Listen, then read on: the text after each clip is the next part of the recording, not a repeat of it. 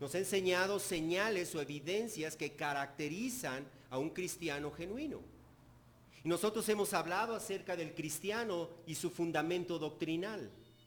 Nosotros hemos hablado acerca del cristiano y el pecado. Hemos hablado acerca del cristiano y la obediencia. Y en esta ocasión, en este pasaje que acabamos de leer, nosotros vamos a estudiar el cristiano y el amor al mundo. De entrada debemos saber que este es uno de esos pasajes en la Biblia que representan un reto en su interpretación. De hecho, si tú consultas comentarios bíblicos, te darás cuenta de que cada uno de ellos interpreta este pasaje de una manera un tanto distinta. Y la razón de eso se encuentra principalmente en que para interpretar este pasaje, nosotros necesitamos definir a 4 tipos de creyentes o 4 términos que el Espíritu Santo a través del apóstol Juan utiliza para los cristianos. Al leer nosotros este pasaje podemos darnos cuenta que el apóstol Juan utiliza el término hijos, niños, padres y jóvenes para referirse a los cristianos, pero no nos aclara de una manera explícita quiénes son cada una de estas personas. ¿Qué define a los niños? ¿Qué define a los hijos? ¿Qué define a los padres? ¿Qué define a los jóvenes? De allí que entonces la primera pregunta que nosotros debemos hacernos para entender este pasaje es ¿quiénes son los hijos? ¿Quiénes son los niños? ¿Quiénes son los padres? ¿Y quiénes son los jóvenes? La mayoría de los comentaristas bíblicos interpretan cada uno de estos términos de una de 2 maneras. Unos dicen que Juan se está dirigiendo a cristianos que están en 2 o en 3 diferentes niveles de madurez espiritual. Es decir, que por un lado tenemos a los que son niños espirituales, por otro lado tenemos a los que son jóvenes espirituales y en tercer lugar a los que son padres espirituales. 3 diferentes niveles de madurez. Otros comentaristas sugieren que más bien está dirigiéndose a cristianos en diferentes edades cronológicas. Es decir, que él se está dirigiendo a cristianos de menos edad y a cristianos de más edad que están en la iglesia. ¿Cómo debemos nosotros entender cada uno de estos términos? Yo considero que la manera de abordar este pasaje debe comenzar analizando las afirmaciones que el apóstol Juan hace acerca de estas personas. Si nosotros nos fijamos en estos versículos, comenzando con el versículo 12, él habla de estas personas como aquellos que sus pecados han sido perdonados por su nombre. En versículo 13, la primera parte, y el versículo 14, dice que estas personas conocen al que ha sido desde el principio. En versículo 13, la segunda parte, dice que han vencido al maligno. En la última parte del versículo 13 dice que conocen al Padre. Y la segunda parte del versículo 14 dice que son fuertes y la palabra de Dios permanece en ellos y han vencido al maligno. Y si nosotros consideramos cada una de estas afirmaciones, nos daremos cuenta que cada una de ellas son verdaderas para todo cristiano.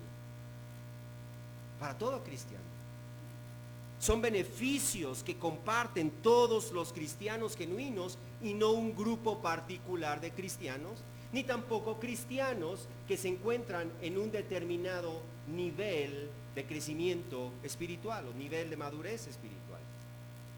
Eso quiere decir entonces que si tú has creído en Cristo, entonces tus pecados han sido perdonados por su nombre.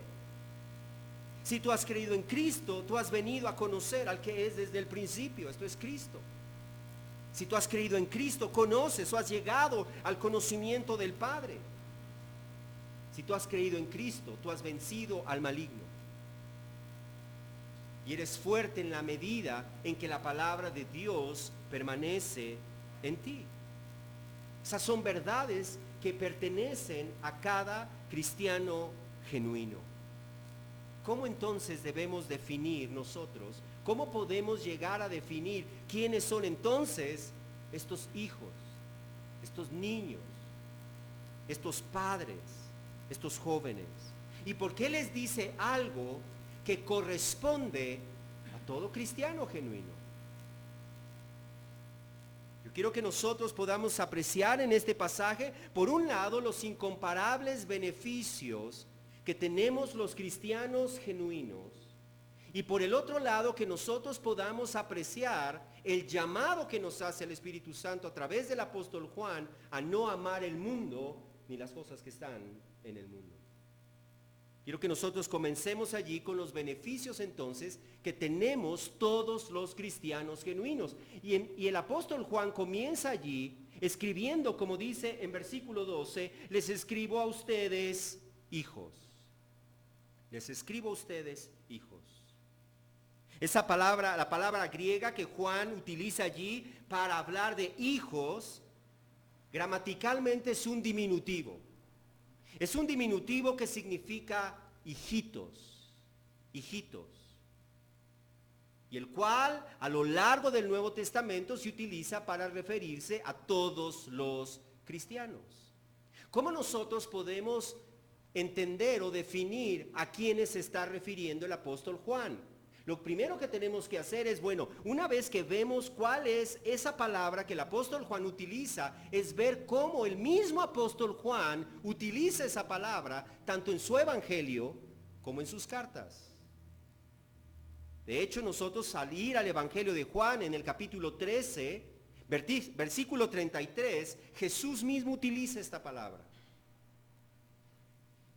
Cuando Él les dice a sus apóstoles, hijitos, hijitos, estaré con ustedes un poco más de tiempo. Jesús utiliza esta palabra hijos o hijitos, como dice literalmente, para referirse a sus apóstoles, para referirse a sus discípulos. Y de igual manera el apóstol Juan también utiliza este término hijitos para dirigirse a todos los cristianos genuinos por igual.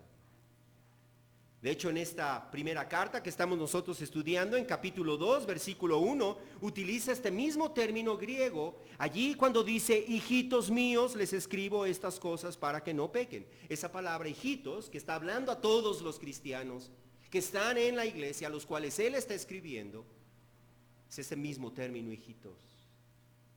De igual manera vuelve a utilizarla en capítulo 2, versículo 28.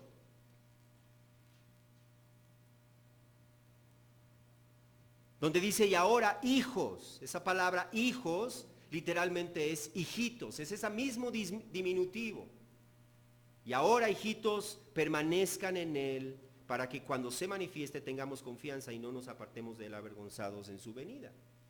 Así que entonces, por el uso que hace el mismo apóstol Juan, tanto en su evangelio como en su epístola, nosotros podemos llegar a la conclusión de que el apóstol Juan se está dirigiendo a todos los cristianos en la iglesia, llamándoles hijitos. Por otro lado, en el versículo 13 nos encontramos con otro término distinto.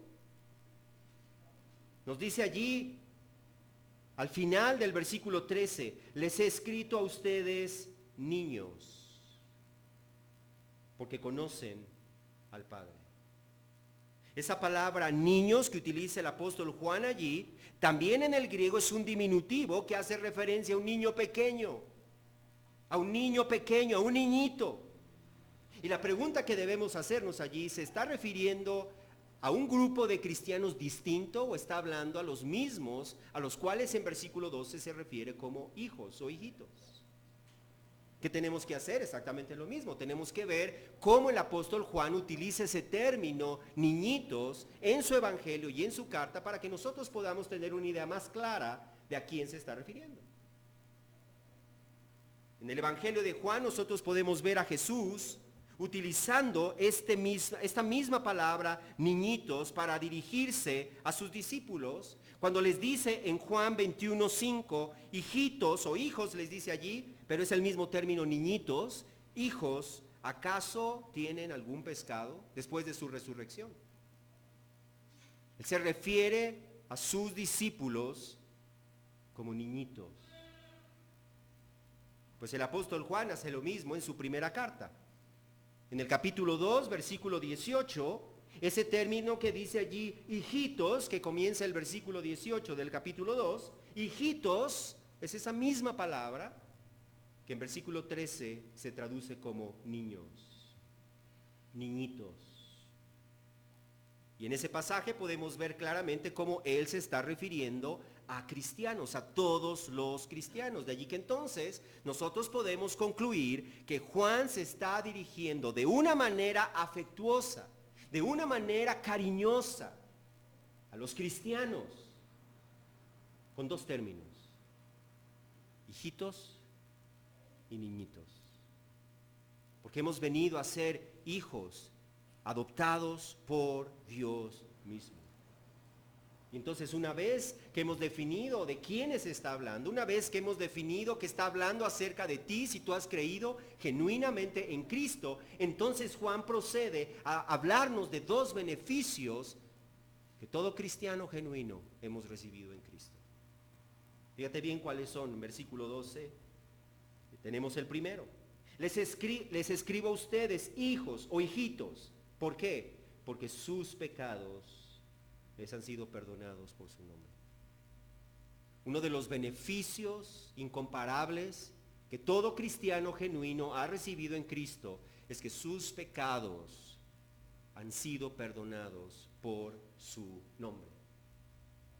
Todos nuestros pecados pasados, nuestros pecados presentes, nuestros pecados futuros. Ahora bien, estas palabras se leen en menos de un segundo, pero tienen una gran trascendencia y muchas veces los cristianos lo pasamos por alto. Ya hemos dicho nosotros que el principal problema de todo ser humano, el más grave problema de todo ser humano, ponte a pensar en el escenario más terrible que tú puedas pensar en esta vida y te vas a quedar corto comparado con el verdadero problema que todo ser humano enfrenta.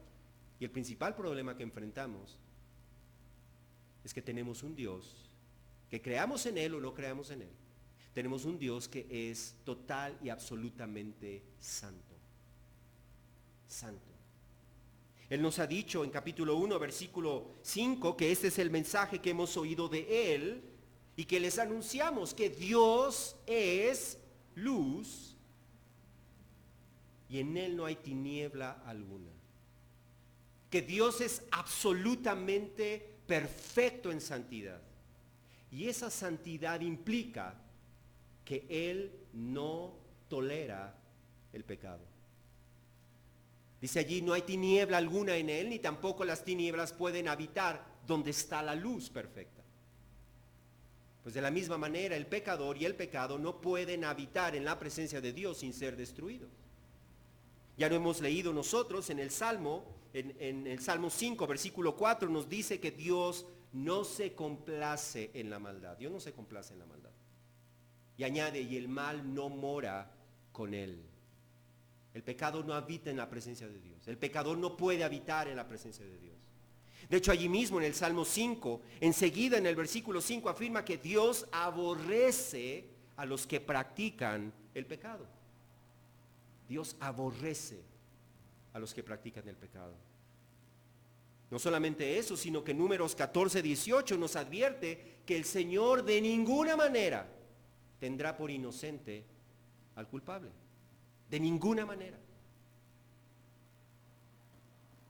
Y en el Salmo 11, versículo 6 nos promete que el Señor hará llover sobre todos los pecadores carbones encendidos, fuego, azufre y viento abrasador, a menos que nos arrepintamos y corramos a los pies de Cristo para rendirnos a Él. Eso quiere decir que si nosotros en verdad nos hemos rendido de corazón a Él, si nosotros nos hemos arrepentido de llevar nuestra vida como le hemos llevado hasta ahora y nos rendimos a Él para seguirle en conformidad con su palabra, hemos recibido el perdón de nuestros pecados. No vas a tener que enfrentar la ira de Dios como juez. No vas a tener que estar delante del trono de Dios en su juicio final y ser declarado culpable, porque nadie va a ser declarado inocente sobre la base de sus buenas obras. Nadie. Así que entonces tenemos motivos para gozarnos, tenemos motivos para regocijarnos en el Señor, porque nuestros pecados nos han sido perdonados por su nombre, no por nuestras obras. No porque venimos a la iglesia, no porque leemos la Biblia, no porque nos llamamos cristianos, sino por su nombre. Por el sacrificio de Cristo en la cruz. Porque al final de cuentas su nombre nos habla acerca de quién es Él. Y Él es el Mesías, el enviado, el ungido, a fin de rescatar a un pueblo para Dios. Y al rescatarnos, fíjate bien, al rescatarnos, Él ha perdonado nuestros pecados. Es por eso que Jesús señala en Juan 3:18 que el que cree en Él no es condenado. El que cree en Él no es condenado, pero luego advierte, pero el que no cree ya ha sido condenado. Ya ha sido condenado. Es por eso que en Juan 3:36 también nos advierte que el que cree en el Hijo tiene vida eterna. Pero el que no obedece al Hijo, el que se rehúsa a creer en Cristo y a seguirle, a obedecerle, no verá la vida, dice. No verá la vida, sino que la ira de Dios permanece sobre él. Así que todos los cristianos genuinos, los hijitos, los niñitos, podemos estar seguros y confiados de que todos nuestros pecados nos han sido perdonados por completo por su nombre. Ese no es el único beneficio.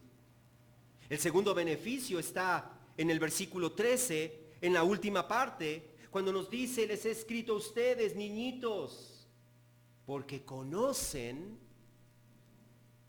al Padre. Porque conocen al Padre.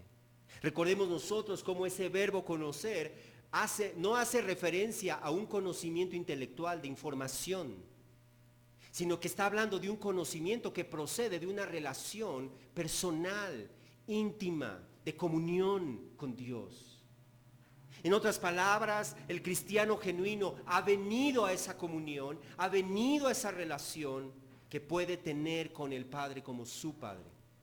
Hemos recibido, como dice el apóstol Pablo, ese espíritu de adopción que dentro de nosotros clama, Abba, Padre.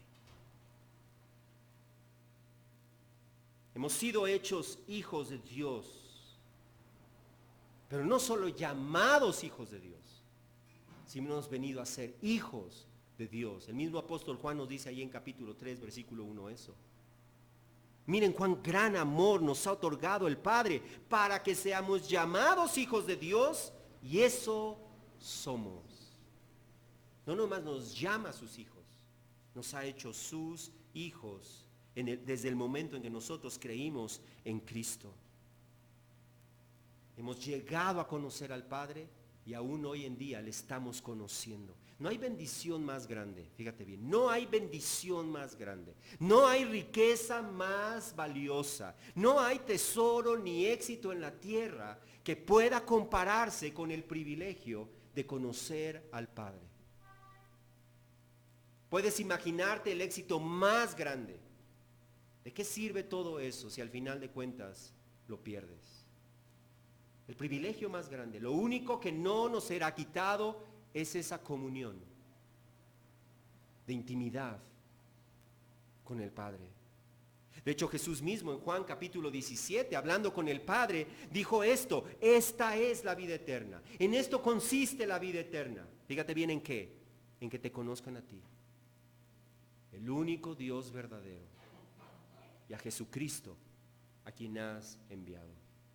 Así que lo mejor que el ser humano puede tener y puede disfrutar es la comunión con Dios. Lo que hace extraordinario el cielo no es el cielo. Lo que hace extraordinario el cielo es que Dios está allí. Es que Dios está allí. Y que nosotros los cristianos, los hijitos, los niñitos, hemos venido ya a esa comunión con el Padre. No habla solamente de algo futuro. De hecho, el tiempo del verbo está hablando de algo que sucedió en el pasado y que tiene repercusiones en el presente. Hemos conocido al Padre y estamos conociendo al Padre. Y tenemos el privilegio de acercarnos, como dice el libro de Hebreos, de acercarnos con confianza al trono de la gracia. ¿Por qué? Porque hemos sido santificados. Fíjate bien, dijimos en un principio que nadie, ningún pecador puede venir a la presencia de Dios sin ser destruido. ¿Cómo podemos entonces nosotros venir a la presencia de Dios como cristianos? ¿Cómo podemos nosotros tener libre acceso a la presencia de Dios? Fíjate bien, no por nuestras buenas obras, sino por el sacrificio que hizo Jesucristo. Porque al creer en Cristo nosotros fuimos santificados, eso significa apartados para Él. Y fuimos cubiertos con la justicia de Cristo. De manera que cuando nosotros nos acercamos a Dios, podemos entrar ante su presencia, porque estamos vestidos con la justicia de Cristo. Quítate esa justicia de Cristo y en ese instante eres destruido ante su presencia. El mal no mora con él. Pero es gracias a esa justicia de Cristo. Como nos dice allí, hemos sido santificados mediante la ofrenda del cuerpo de Jesucristo, ofrecida de una vez para siempre, Hebreos 10. De modo que tenemos confianza para entrar en el lugar santísimo por la sangre de Jesús. Y gracias a ese libre acceso, ahora podemos nosotros crecer en nuestro conocimiento de Él. Podemos crecer en nuestro conocimiento de Él. Porque no basta, fíjate bien, no basta con tener una Biblia para crecer en el conocimiento de Él. Porque el verdadero conocimiento de Él viene de una relación en donde Él pone su espíritu en nosotros, de manera que podemos entender su palabra. De otra manera no podemos entender su palabra. Podemos entender las palabras que están escritas allí, pero no podemos entender el significado espiritual profundo que tiene, ni tampoco impacta nuestras vidas. Porque es el Espíritu Santo el que usa la palabra, su palabra, para transformar nuestras vidas, para cambiar nuestro corazón y para que nosotros podamos conocer al Dios vivo, al Dios verdadero, al Dios único a través de su palabra. Eso solamente lo puede tener el cristiano genuino. Y es por eso que conocer al Padre y tener comunión con el Padre por medio de las Escrituras es el deleite para el cristiano. Yo te pregunto, ¿conocer al Padre es la meta de tu vida? Conocer al Padre es el deseo de tu corazón que te impulsa cada día a buscar su palabra, porque no hay otra manera de conocer al Padre sino es a través de la autorrevelación que el Padre ha hecho a través del Espíritu Santo en las Escrituras. ¿Es ese nuestro deseo? ¿Es ese nuestro deleite? Recuerda cómo el Señor mismo dijo a través del profeta Jeremías: no se gloríe el sabio en su sabiduría, ni se gloríe el poderoso de su poder, ni el rico se gloríe de su riqueza, mas el que se gloría, gloríese en esto, de que me entiende y me conoce.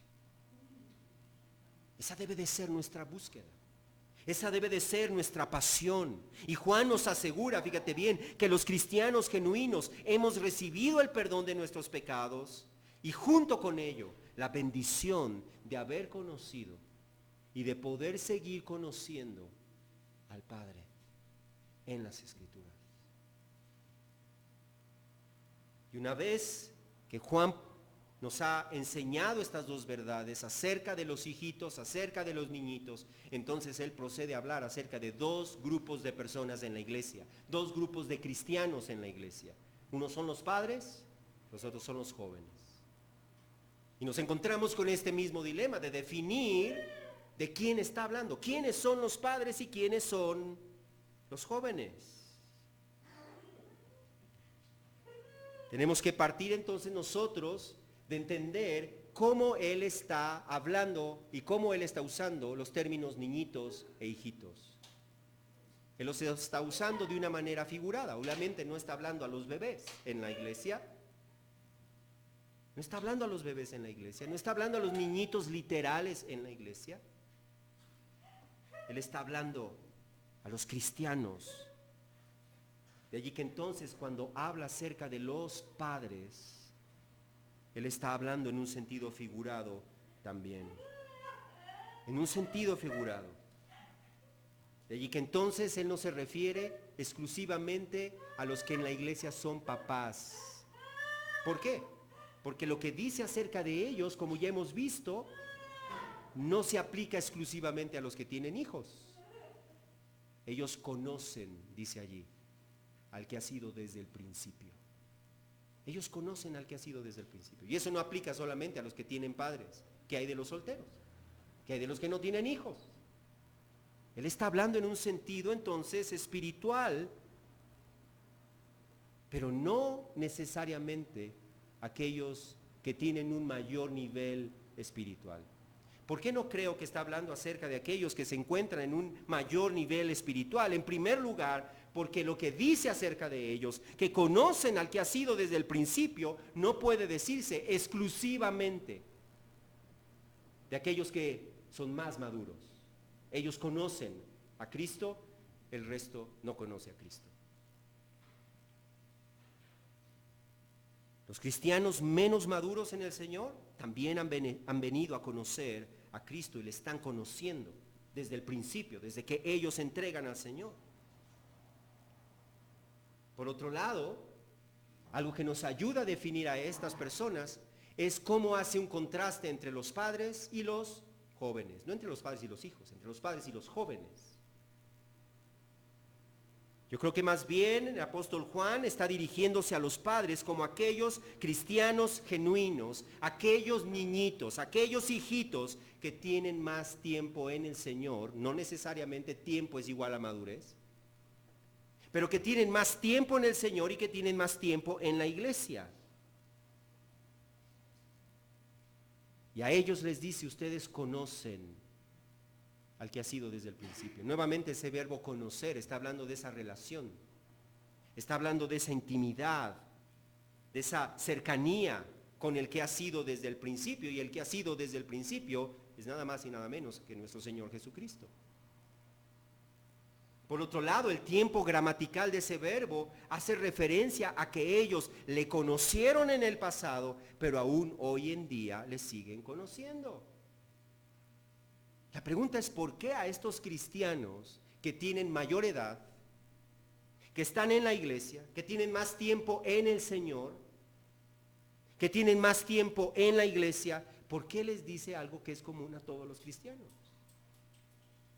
No debemos nosotros olvidar qué es lo que estaba sucediendo en esa iglesia. No debemos olvidar que los cristianos de esa iglesia estaban sufriendo el ataque doctrinal de maestros que habían surgido dentro de la misma iglesia y que estaban enseñando y que estaban llegando aún de fuera y que estaban enseñando cosas distintas acerca de la persona de Cristo y de la obra de Cristo. De tal manera que había cristianos en esas iglesias que estaban confundidos. Ponte a pensar tú en lo siguiente. Viajemos nosotros en el tiempo y coloquémonos en ese contexto en donde tienes personas que aseguran ser predicadores cristianos, que te están enseñando algo distinto a lo que tú escuchaste y que te encuentras en una posición de quién de los dos tiene la razón. ¿Es verdad lo que nosotros hemos creído? ¿O lo que nosotros hemos creído es incorrecto y lo que ellos nos están enseñando es lo correcto? Y es por eso que a estos cristianos que tienen más tiempo en la iglesia, que tienen más tiempo en el Señor y que han conocido la doctrina apostólica por más tiempo, les dice, hermanos, ustedes conocen al que ha sido desde el principio. Y ustedes lo conocen porque el testimonio que han escuchado, aquello que ustedes creen acerca de Cristo, es lo que existía desde el principio, lo que hemos visto, lo que hemos contemplado, lo que hemos oído, lo que hemos palpado. Eso es lo que ustedes han creído. Esa es la verdad, el fundamento doctrinal de la verdad. Así que entonces ustedes conocen al que ha sido desde el principio, y ustedes entonces deben pararse como padres que protegen a sus hijos. No está hablando acerca de líderes, sino está hablando de cristianos que tienen más tiempo de conocer las doctrinas y que por lo tanto pueden decir, eso no es verdad. Porque no se ajusta, no es conforme al testimonio apostólico. No es verdad. Por eso que les dice, ustedes han conocido al que es desde el principio. En contraste les habla a los jóvenes, en versículos 13 y 14. Y Juan les dice a estos jóvenes que ellos han vencido al maligno. ¿Quiénes son estos jóvenes? Cuando nosotros vemos cómo se utiliza esta palabra jóvenes, que también es un diminutivo, un término de afecto, jovencitos, muchachitos. Cuando nosotros vemos cómo la Biblia utiliza esta palabra, particularmente en el Nuevo Testamento, nunca la usa para hablar acerca de madurez espiritual. Siempre se usa para hablar acerca de la edad cronológica. Ahora bien, en este pasaje, el apóstol Juan está usando cada uno de los términos que hemos visto en un sentido figurado. Niñitos, hijitos, padres y jóvenes no es la excepción. Está hablando acerca del tiempo, pero en un sentido figurado. ¿En qué sentido figurado? Está hablando de aquellos que en contraste con los padres, que en contraste con aquellos que tienen más tiempo en el Señor y en la iglesia, son más jóvenes. Tienen menos tiempo en el Señor. Y a ellos les dice una verdad que no es exclusiva de ellos, pero que este grupo en particular, en esas iglesias, necesitaban escuchar y ser afirmados en ello. Les dice, ustedes han vencido al maligno. Han vencido al maligno. Y es que aquellos que llegan a la iglesia y que llegan al Señor y que tienen menos tiempo en el Señor, aún ven su vida con muchas cosas que tienen que ser renovadas. Y quizá ven a aquellos que tienen más tiempo en el Señor y dicen, uy, no, pues ¿cuándo? Y el apóstol Juan les asegura, ustedes ya han vencido al maligno. No importa cuánto tiempo tengan en el Señor. El tiempo del verbo está hablando de algo que ya sucedió en el pasado, pero que tiene repercusiones en el presente. Desde el momento en que ustedes creyeron en Cristo, ya han vencido al maligno, pero no le han vencido por su propia fuerza, sino que le han vencido en Cristo, como vamos a ver más adelante.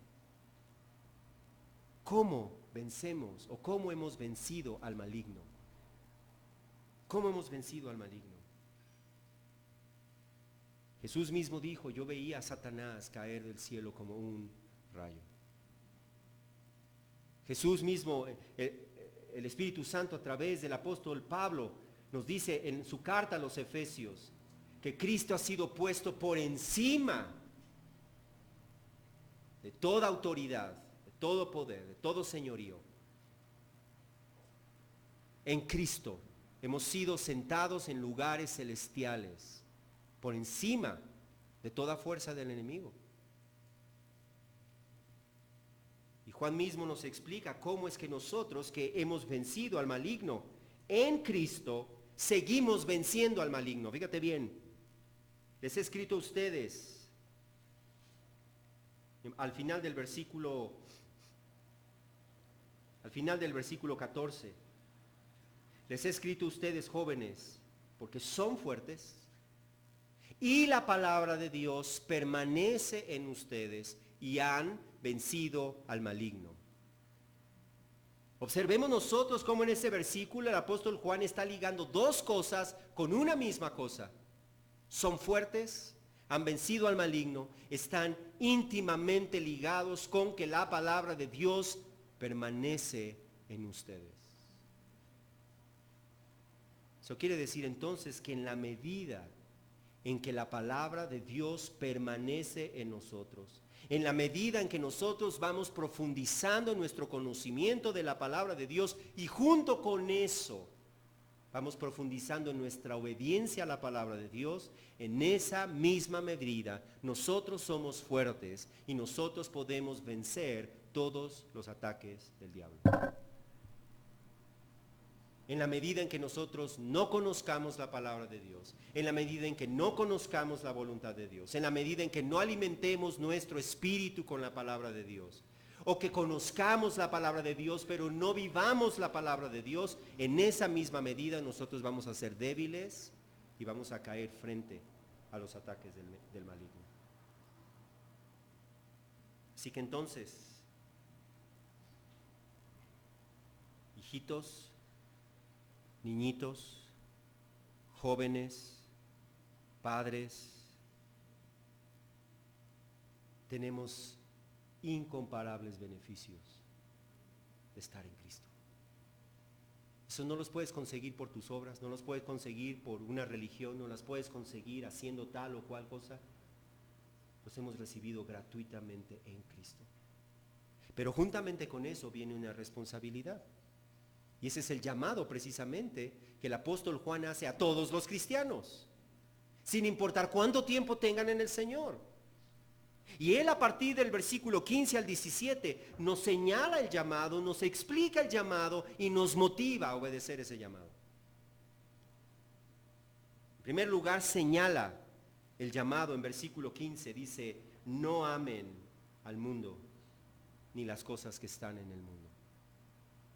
Ese es el llamado, esa es la instrucción, esa es la exhortación. No amen, cristianos, hijitos, niñitos, padres, jóvenes, no amen al mundo ni las cosas que están en el mundo.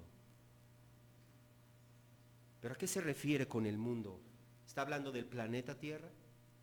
¿Está hablando de la gente que está en el planeta Tierra? No. El apóstol Juan está usando esta palabra, mundo, para referirse al sistema espiritual de este mundo que se encuentra bajo el dominio de las tinieblas y que sigue la corriente de este mundo conforme a la voluntad de Satanás. En pocas palabras, el mundo es todo aquello que se opone a Dios. Eso es el mundo. De manera que cuando nos dice que no amemos al mundo, nos está diciendo que no admiremos la manera de pensar del mundo. Que no admiremos la manera en que se conduce el mundo. Que no vivamos como aquellos que en el mundo se oponen a Dios, desobedeciendo su palabra. Cuando se está diciendo que no pensemos como el mundo, que no vivamos como el mundo, que no hablemos como el mundo, que no tengamos las mismas prioridades que tiene el mundo, que no amemos las mismas cosas que ellos aman. ¿Por qué? Porque si alguno ama al mundo, dice allí, el amor del Padre no está en él. Si alguno ama al mundo, el amor del Padre no está en él. Y nuevamente, como ya vimos en otro pasaje, cuando habla acerca del amor del Padre, no está hablando del amor del Padre hacia nosotros. Está hablando del amor nuestro hacia el Padre. En otras palabras, una persona que ama al mundo no ama al Padre, no puede amar al Padre. Y no puede amar al Padre, el amor del Padre no está en él, porque el sistema de este mundo y el de Dios son totalmente contrarios. Y no solamente contrarios, sino exclusivos. Eso significa que una de dos, o amamos al mundo y aborrecemos a Dios, o amamos a Dios y aborrecemos el mundo. No se pueden las dos. Todo aquel que se encuentra en el mundo amando la corriente de este mundo, siguiendo la corriente de este mundo, viviendo como el mundo, pensando como el mundo, hablando como el mundo, simple y sencillamente no es de Dios, no ama a Dios, no es cristiano, por lo tanto, aunque se encuentre en la iglesia. El amor del Padre no está en él. Pero ¿qué es este sistema del mundo? ¿Cómo este sistema del mundo nos jala? para que nosotros sigamos esta corriente. Él nos explica en versículo 16, porque todo lo que hay en el mundo, la pasión de la carne, ¿en qué consiste este sistema del mundo? Fíjate bien, versículo 16. Todo lo que hay en el mundo, la pasión de la carne, la pasión de los ojos y la arrogancia de la vida, no provienen del Padre, sino del mundo. Vivir conforme al sistema de valores de este mundo de tinieblas significa vivir conforme a la pasión de la carne, a la pasión de los ojos y a la arrogancia de la vida. ¿Qué son estos términos? En primer lugar, la expresión, la pasión de la carne, hace referencia a los malos deseos de nuestra carne. Esa palabra pasión está hablando de un deseo intenso que puede ser positivo o negativo dependiendo del contexto. En este caso está hablando de algo negativo, la pasión, el deseo desordenado de la carne. ¿Y qué es la carne? No está hablando solamente de nuestro cuerpo. La carne es esa parte de nuestro ser que aún desea aquello que se opone a Dios, que va en contra de la voluntad de Dios, de lo que Dios instruye. Eso es nuestra carne. En Gálatas 5:17 nos dice que el deseo de la carne es contra el espíritu. Y el deseo del espíritu es contra la carne. Entonces no solamente se oponen, sino que son excluyentes. Pues estos se oponen el uno al otro de manera que no podemos hacer lo que deseamos. La pasión de la carne entonces es todo deseo que va en contra, que se opone a lo que Dios nos ha dicho en su palabra. ¿Cómo vencemos eso? ¿Cómo vencemos esos malos deseos que los traemos con nosotros? Están en ti, viven en ti 24 horas, 7 días a la semana, 365 días al año. Te levantas y ahí están. Vas al trabajo y ahí están. Vas a la escuela y ahí están. Te regresas, ahí están. El Espíritu Santo nos dice en Gálatas 5:16, ¿cuál es la clave? Anden por el Espíritu. Fíjate bien, y no cumplirán los deseos de la carne.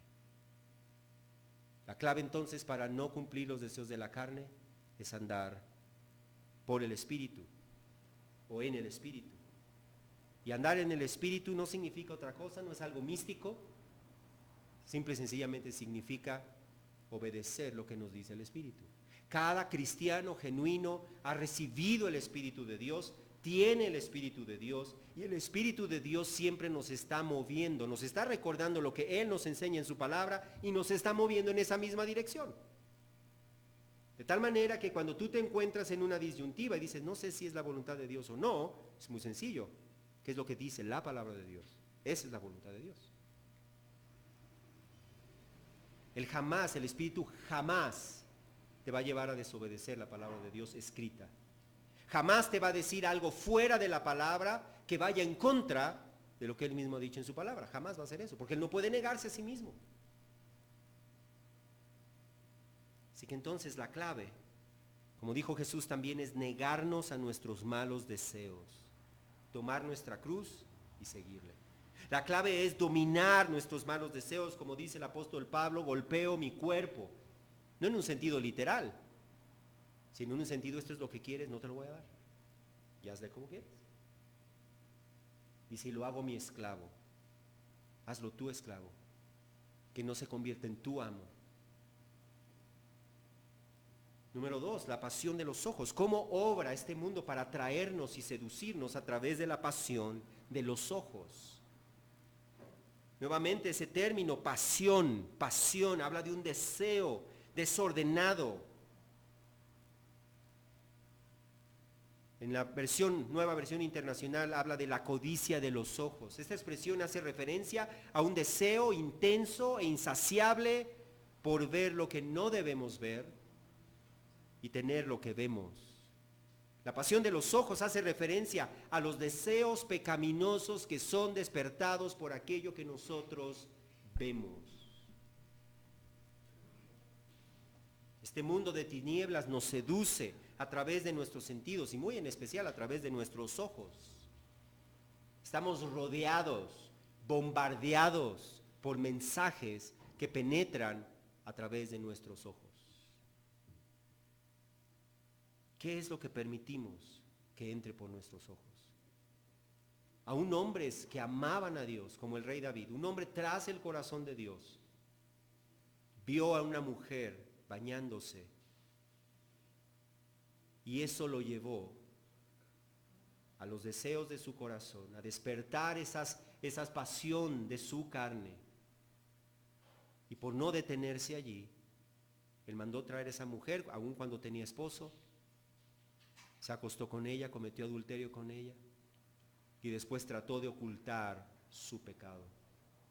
Dios lo sacó a la luz. Así que entonces no estamos exentos. Por eso debemos tener cuidado con nuestros ojos. Por eso no debemos prestar nuestros ojos al servicio del pecado como instrumentos de iniquidad, sino que más bien debemos usar nuestros ojos al servicio de Dios para ver y admirar aquello que Dios ha creado para su gloria, conforme a su voluntad. Jesús mismo nos enseñó esto. Jesús mismo enseñó que la lámpara, fíjate bien, la lámpara de tu cuerpo es el ojo. Por eso, dijo Jesús, si tu ojo está sano, todo tu cuerpo estará lleno de luz. Pero si tu ojo está malo, todo tu cuerpo estará lleno de oscuridad. Mateo 6. Así que entonces, no solamente nuestros ojos son la ventana, sino que nuestros ojos son la lámpara a nuestro interior. ¿Qué es lo que permitimos entrar por nuestros ojos? Eso va a determinar lo que tú haces. Y número 3, la arrogancia de la vida. La tercera manera en que el mundo nos seduce a amar y a seguir su sistema de valores es por medio de la arrogancia de la vida. Reina Valera creo que lo traduce como la vanidad, la vanagloria de la vida, gracias. Esa palabra arrogancia nos habla de altanería, nos habla de presumir, nos habla de enorgullecerse, de hacer alarde, en este caso, de las cosas de la vida, es decir, de nuestros bienes materiales, de nuestras posesiones, de las cosas que nosotros tenemos, de nuestras riquezas, de nuestra posición social o en el éxito o en los logros que hemos alcanzado en esta vida. Esa es la vanagloria de la vida, la arrogancia de la vida. Recuerda lo que Jesús nos enseñó en Lucas 12, versículo 15, y lo leo de la Nueva Traducción Viviente. Tengan cuidado con toda clase de avaricia. La vida no se mide por cuánto tienen. La vida no se mide por cuánto tienen. Así que jamás pongas tu mente ni tu seguridad en las riquezas.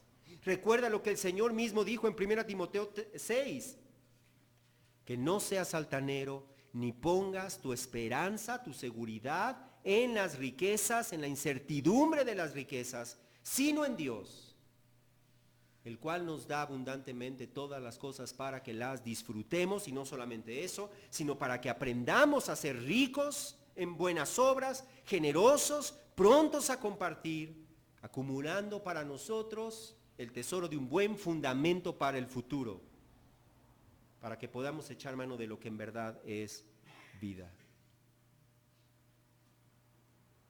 Así que entonces no pongas tus ojos en la vanagloria de esta vida, en presumir lo que tienes, en presumir a dónde vas, en presumir lo que has logrado, en presumir tus posesiones, tus logros.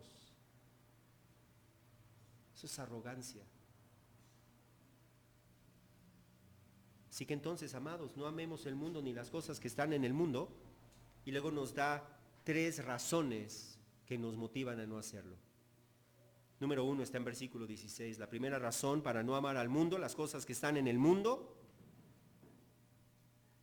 nos dice ahí en versículo 16, es porque estas cosas no provienen del Padre, sino del mundo.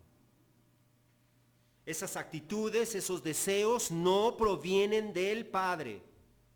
Esa manera de pensar no provienen del Padre, al contrario, provienen del mundo Y el mundo se opone a Dios, de tal manera que vivir tras estas cosas es rechazar a Dios automáticamente, es menospreciar a Dios, es hacerle la guerra a Dios. Y nadie que es nacido de Dios debe aliarse con los enemigos de Dios en contra de aquel que le salvó. No debemos hacerlo porque esas cosas se oponen a Dios. Se oponen a aquel que nos amó, se oponen a aquel que dio a su Hijo por nosotros, se oponen a aquel que ha perdonado nuestros pecados, se oponen a aquel que nos ha amado y nos sigue amando y nos va a permanecer amando hasta el fin. Se opone a Él. Y el cristiano por definición le ama a Él. Por lo tanto, no nos vamos a hacer de lado de aquellos que se oponen a Él, que le rechazan a Él, que le traicionan a Él. Recuerda cómo el apóstol Pablo nos dice en Romanos 8:5 que los que viven conforme a la carne ponen la mente en las cosas de la carne, pero los que viven conforme al Espíritu, en las cosas del Espíritu. Y luego explica, porque la mente puesta en la carne es muerte. Es muerte. Pero la mente puesta en el Espíritu es vida y paz. Y luego nos explica, porque la mente puesta en la carne es enemiga de Dios. Es enemiga de Dios. Así que si tú vas tras la corriente de este mundo, si tú vas tras la vanagloria de la vida, tras la pasión de la carne, tras la pasión de los ojos, por eso dice el amor del Padre no está en él.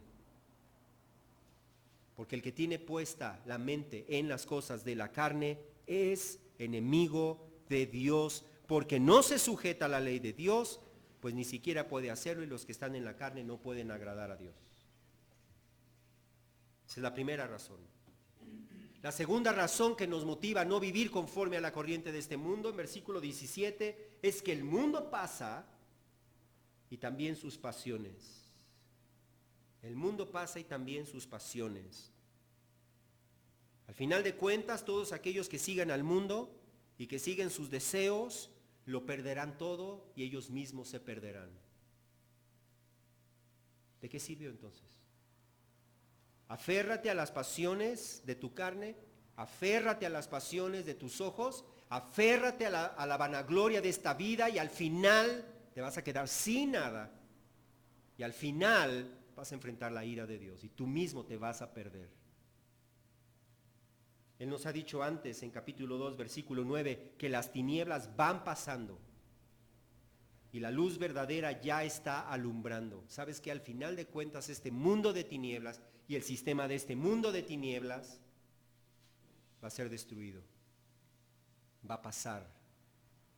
Y junto con él todos aquellos que siguieron la corriente de este mundo.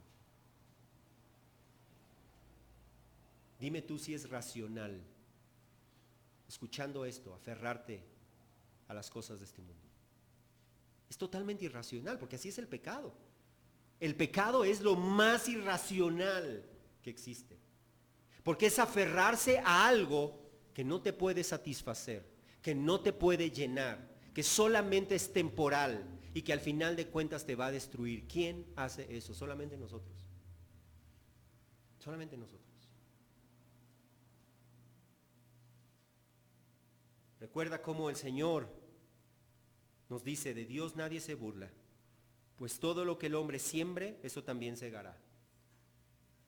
Porque el que siembra para su propia carne, de la carne segará corrupción. No puedes cosechar otra cosa si tú te aferras a este mundo, a los deseos de la carne, a los deseos de los ojos, que no sea corrupción.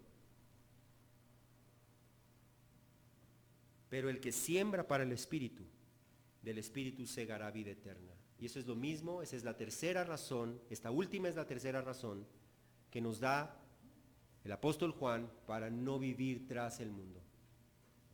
Dice ahí en versículo 17, pero el que hace la voluntad de Dios permanece para siempre. Permanece para siempre.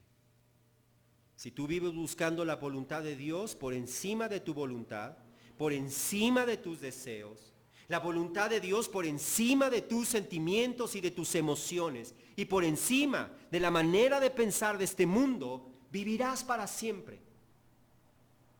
Disfrutarás para siempre de lo que en verdad llena, de lo que en verdad sacia,